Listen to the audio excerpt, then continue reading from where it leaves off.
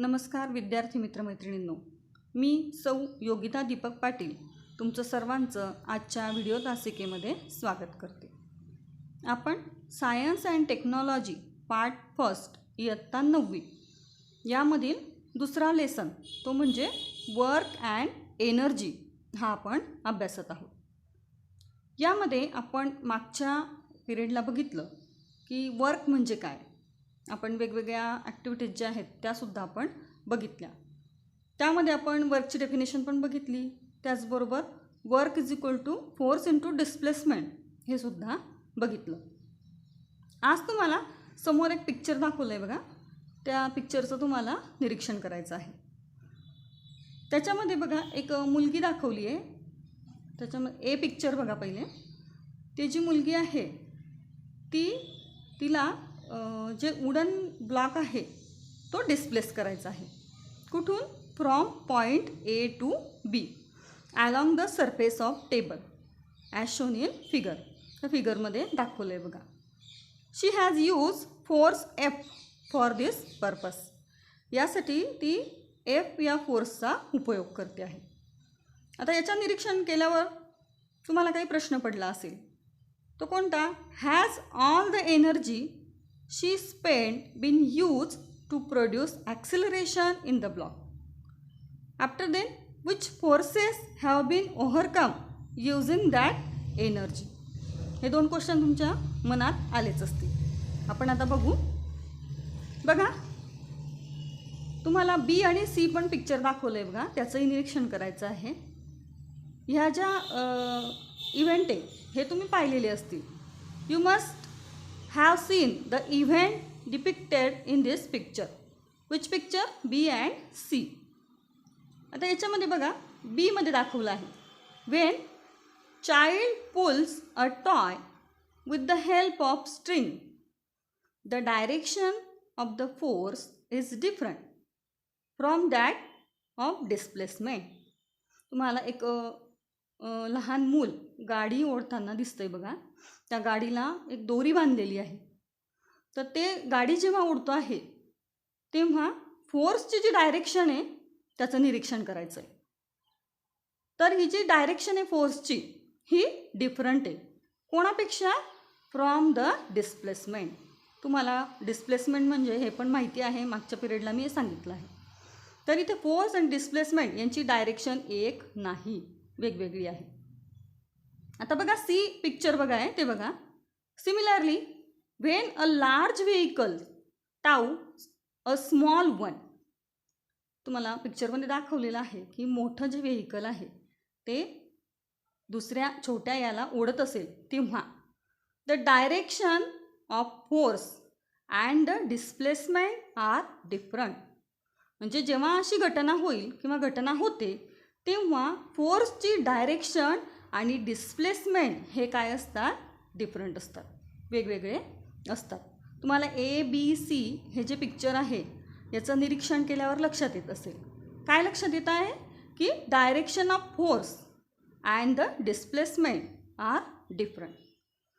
In this both cases the direction of force make an angle with the direction of displacement. म्हणजे या दोन्ही गोष्टीमध्ये तुमचं हे लक्षात येत आहे की डायरेक्शन ऑफ फोर्स हा काय करतो? It makes an angle. कुठे अँगल करतो तो? तर with the direction of displacement. म्हणजे जी डिस्प्लेसमेंटची जी डायरेक्शन आहे तिथे अँगल तयार होतो।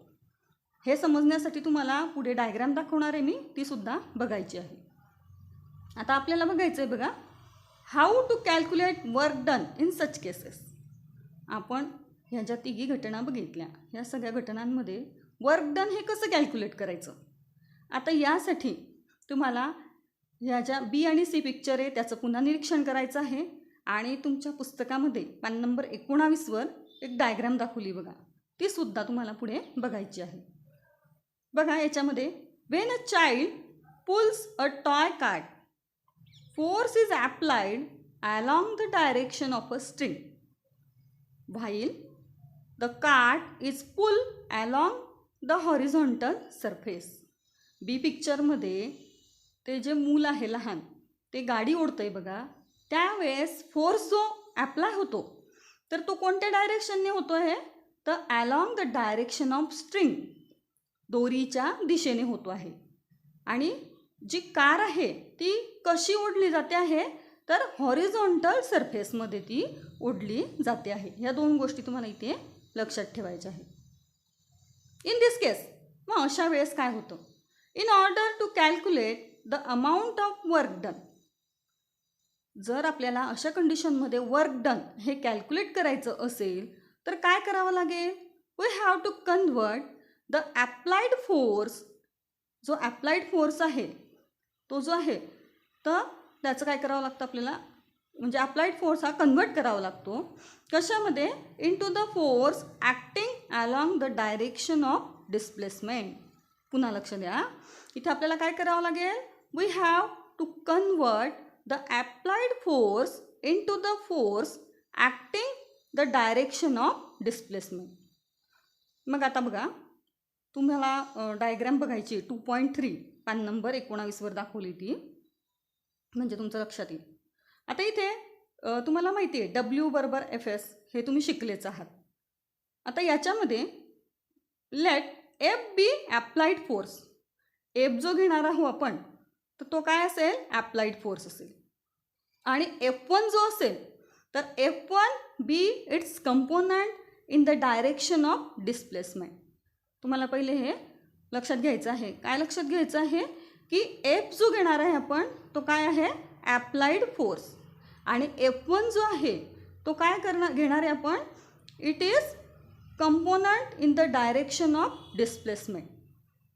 पुन्हा लक्षात घ्या, F1 be its component in the direction of displacement. Now S be, आता इथे एस काय आहे, एस बी द डिस्प्लेसमेंट. आता तुमच्या हे लक्षात आलं, त्यावरून आपण W काढू शकू. कसं काढणार आपण, the amount of work done is equal to, that means W is equal to F1 into S. तुम्हाला पुस्तकात पण दाखवलं आहे बघा.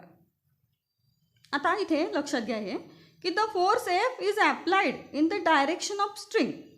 F काय आहे इथे, फोर्स आहे. कोणता फोर्स पण, apply in the direction of string. म्हणजेच काय, that is at an angle with the horizontal, म्हणजे हॉरिझॉन्टल अँगलला हा जो F आहे तो आपण इथे घेत असतो. नंतर let theta be the angle, theta हा काय आहे, अँगल आहे, that the string make with the horizontal. डायग्रॅममध्ये लक्षात घ्या, थीटा दाखवला आहे बघा तुम्हाला, तो काय आहे, अँगल आहे. कुठला अँगल आहे की स्ट्रिंग जी आहे हॉरिझॉन्टलला, स्ट्रिंग आणि हॉरिझॉन्टल प्लेन यांच्यामध्ये असलेला काय तो अँगल आहे. थोडक्यात म्हणजे काय, F आणि F1 मधला तो काय आहे, अँगल आहे. Now we can determine the component F1 of this force F. आपण इथे डिटरमाइन करू शकतो. काय डिटरमाइन करू शकतो, F1 of this force F which act in the horizontal direction by means of trigonometry. तुम्हाला ट्रिगोनोमेट्री आहे, तुम्हाला जर माहीत नसेल तर तुम्ही मॅथ्समध्ये पाहून घ्या अगोदर ट्रिगोनोमेट्री, म्हणजे तेव्हा तुम्हाला हे जे समीकरण आहेत किंवा आपण कसं कॅल्क्युलेट केलं आहे हे लगेच समजेल. आता आपण 2.3 फिगरवरून काय कॅल्क्युलेशन करू शकतो, तर बघा कॉस थीटा हा जो आहे हा जर कन्सिडर केला तर काय येईल, cos theta is equal to base upon hypotenuse. मग आपला हा जो बेस आहे तो काय आहे, F1 आणि हायपोटेनियस काय आहे, F. तुमच्या लक्षात आलं असेल हा ट्रायंगल पाहून. मग म्हणून आपल्याजवळ F1 काय आहे, F1 is equal to F cos theta. लक्षात घ्या, इथे कन्फ्यूज व्हायचं नाही. कॉस थीटा बरोबर काय आहे, F1 अपॉन F. हे कसं आलं, तर कॉस थीटा बरोबर काय असेल, बेस अपॉन हायपोटेनियस. आणि F1 बरोबर काय, F into cos theta.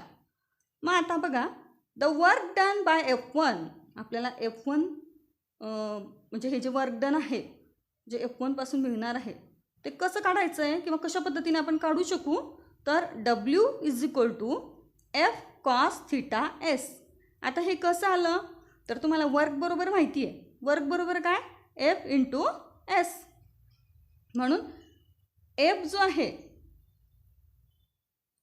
F1 जो आहे F1 इज इक्वल टू काय, मग F कॉस थीटा. आपण वरती बघितलं ना W बरोबर F1 इंटू एस.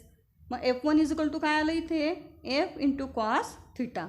आणि म्हणून ह्या ज्या किमती आहेत आपण त्या कुठे टाकल्या F1मध्ये, म्हणजे F1च्या जागेवर टाकल्या. म्हणून काय आलं ते W is equal to F cos theta into S. S काय आहे डिस्प्लेसमेंट. म्हणून W बरोबर F into S into cos theta आपण इथे रिअरेंजमेंट करून घेतली आहे. आणि म्हणून मग याच्यावरून enter your conclusion about the work done for specific value of theta in the following table. Following table म्हणजे काय, तुम्हाला पुस्तकात जो दाखवला आहे तो. मग आता बघा वेगवेगळ्या अँगल जर असेल तेव्हा आपलं कन्क्ल्युजन काय असेल. जर तुम्हाला पुस्तकात दाखवलं आहे, पुस्तकामध्ये मान नंबर 19वर पाहायचं आहे बघा. जर अँगल 0 डिग्री असेल तर याच्यासाठी कॉस थिटा काय असेल 1. तुम्हाला असं वाटेल हा 1 कुठून आला, तर तुम्हाला सांगितलं मी ट्रिगोनोमेट्री या म्हणजे मॅथ्समध्ये पाहून घ्यायचं आहे तुम्ही ट्रिगोनोमेट्रीमध्ये. तर जेव्हा अँगल 0 असेल तेव्हा कॉस थिटा काय असेल 1. आणि म्हणून W बरोबर काय असेल F इंटू एस. मग आपलं कन्क्ल्युजन काय असेल तेव्हा in this case the work done by the force is positive. मग अशा कंडिशनमध्ये झालेलं जे वर्क आहे ते पॉझिटिव्ह असेल आणि मॅक्झिममसुद्धा असेल. असं का, तर because the force and displacement have the same direction.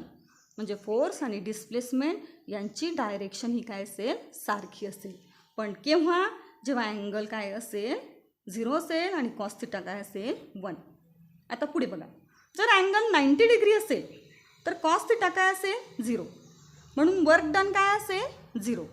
म्हणजेच काय, in this case the work done is 0 because the displacement is perpendicular to the force. म्हणजे अशी जेव्हा कंडिशन असेल तेव्हा डिस्प्लेसमेंट हे काय असेल परपेंडिक्युलर असेल. नंतर पुढचं बघा, जेव्हा अँगल 180 डिग्री असेल तेव्हा कॉस थिटा काय असेल -1. आणि म्हणून W बरोबर काय असेल -FS. मायनस या साईनमध्ये तुम्हाला लक्षात आलं असेल की in this case work done is negative and minimum. म्हणजे वर्क डन हे काय असेल निगेटिव्ह असेल आणि मिनिमम असेल. मिनिमम म्हणजे काय निग्लिजिबल. असं का, तर as the displacement is in the direction of opposite to that of force. अशा कंडिशनमध्ये वर्क डन काय असेल ते आपलं कन्क्ल्युजन तुम्ही त्या टेबलमध्ये लिहायचं आहे. वहीमध्ये तो टेबल लिहायचा आहे आणि त्या ठिकाणी लिहायचं आहे. मला असं वाटतं तुमच्या लक्षात आलं असेल की वर्क डन कशा पद्धतीने होईल आणि केव्हा वर्क डन हे मॅक्झिमम असेल, केव्हा मिनिमम असेल आणि केव्हा 0 असेल. तुम्हाला हे वाचायचं आहे आणि ही जी डायग्रॅम आहे ती सुद्धा काढून पाहिजे आहे. आज आपण इथे थांबणार आहोत.